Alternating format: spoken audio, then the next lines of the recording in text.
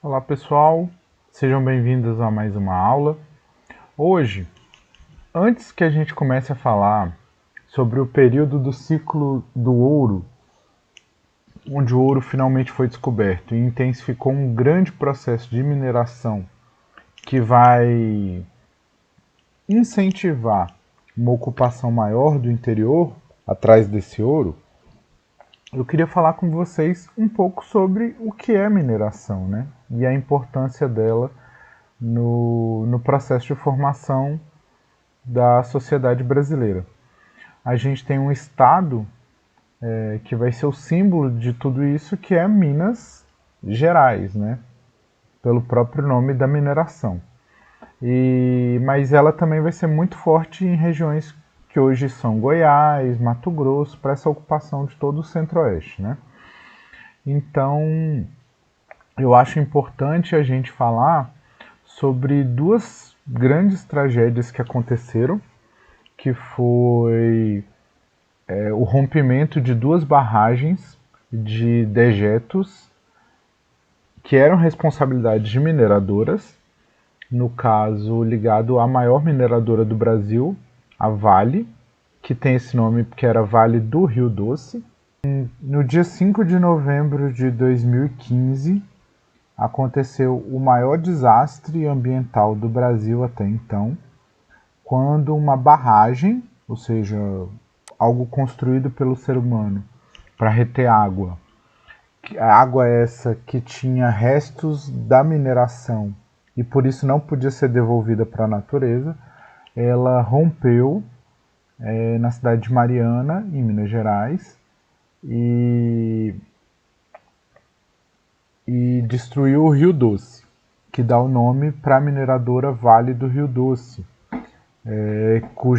cuja subsidiária era responsável pela barragem.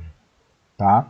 É, essas barragens elas podem ser muito grandes assim, e elas acumulam, porque elas são usadas para lavar o minério e para deixar ele mais denso. Só que aí elas ficam com resíduos e por isso elas não podem ser devolvidas para a natureza. Tá? Existem formas diferentes de se construir as barragens, só que infelizmente as formas mais baratas são as menos seguras.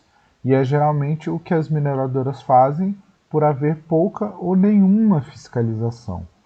E sem essa fiscalização, nós temos hoje no Brasil centenas de barragens que correm o risco de romper, causando novos acidentes, porque são muitas barragens, tem muita mineração no Brasil e pouca fiscalização, né? Como tudo no Brasil, tem pouca fiscalização, né? São mais de 20 mil barragens que existem no Brasil que precisam ser fiscalizadas, tá?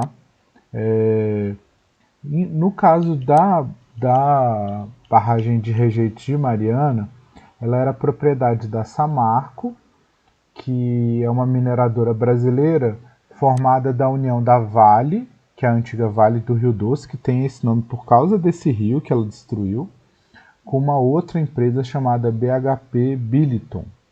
Tá? Ela foi responsável por jogar 43 milhões de metros cúbicos de lixo de rejeito, que eles chamam, né, que é essa água misturada com o resto da mineração, que formou uma lama que destruiu mais de 660 quilômetros do Rio Doce, não só dentro de Minas Gerais, mas também no Espírito Santo, destruindo a captação de água de 230 cidades que dependiam do rio para abastecer sua população.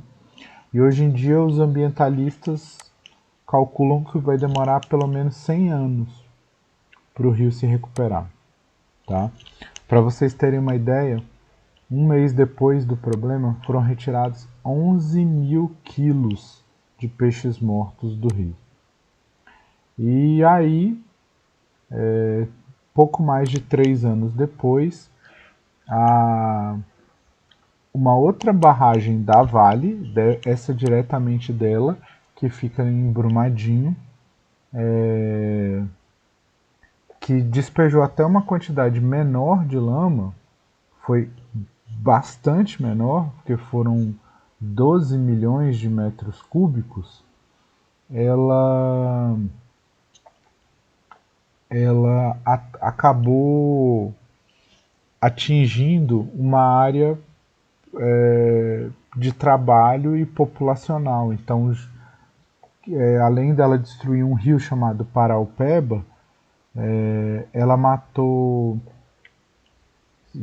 cerca de 270 mortos e ainda restam 11 pessoas desaparecidas. A justiça brasileira agora está cuidando da questão das indenizações. A Vale, que é essa empresa, apesar delas, ela era uma empresa do Estado que foi privatizada e hoje em dia o governo é parte dos controladores dela. Mas hoje em dia ela não é uma empresa mais pertencente ao governo.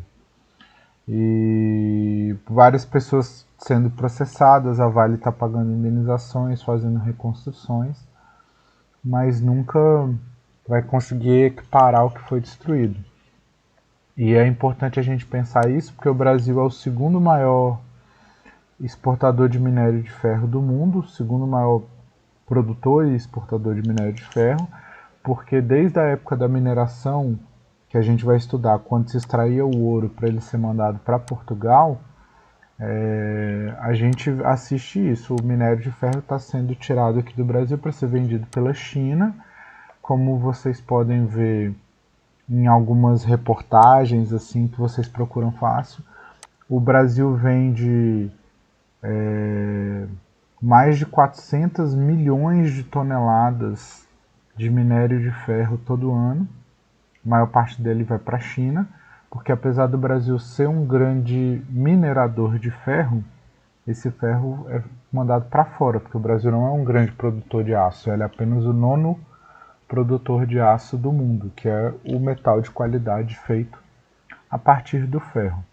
A exportação do minério de ferro é um dos principais produtos de riqueza do Brasil. Então, para vocês verem que assim como o ouro vai tornar o Brasil mais interessante para Portugal, até hoje o Brasil vive uma condição de mandar, de explorar o seu subsolo, de tirar os metais, mas para mandar para outros países, para que esses países possam tirar mais riqueza desse produto. E aí, para fechar com vocês, eu vou dar um último exemplo que é particular. Eu tenho família numa cidade que fica mais uns 230 quilômetros aqui de Brasília, em Minas Gerais, chamada Paracatu. E eu passei minha infância saindo daqui, indo para Paracatu para visitar meus tios, meus primos, meu avô que morava lá, pai da minha mãe. E na entrada da cidade tinha uma grande montanha. Hoje, mais de 30 anos depois que eu me lembro, a montanha não existe mais, porque é uma mineradora canadense com autorização do governo. Desde 1987, a maior mina de ouro a céu aberto, né, do Brasil. Eles cavaram a montanha inteira e tiraram ouro de lá dela, e hoje em dia ela é um buraco cheio d'água, que é a barragem de rejeito.